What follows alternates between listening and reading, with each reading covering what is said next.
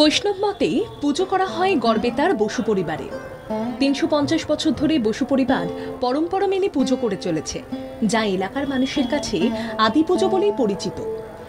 এখনো রীতি মেনে সপ্তমীর দিন পরিবারের প্রতিষ্ঠিত পুকুর থেকে পালকিতে করে নবপত্রিকা ও কলাবউ স্নান করিয়ে নিয়ে আসা হয় মহামন্দিরে।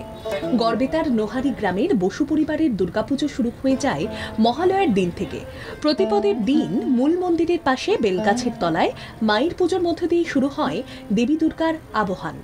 পঞ্জিকা মতে মূল পুজো শুরু হয় ষষ্ঠী থেকে। বনিদি বাড়ির এই পুজোতে কোনো বলি হয় না।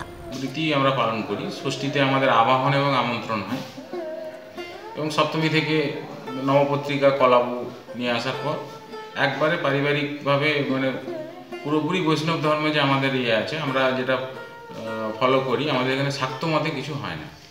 এই পরিবারের বেশিরভাগ সদস্যরাই কর্মসূত্রে বর্তমানে বাইরে থাকেন।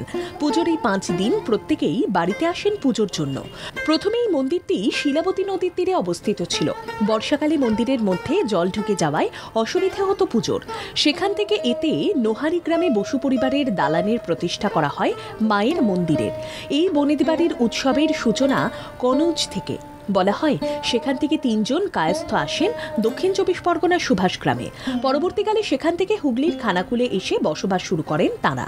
পরবর্তী সময়ে আবার এই বাড়ির সদস্যরা হুগলির থেকে পশ্চিম মেদিনীপুরের গড়বেতাতে উঠে আসেন।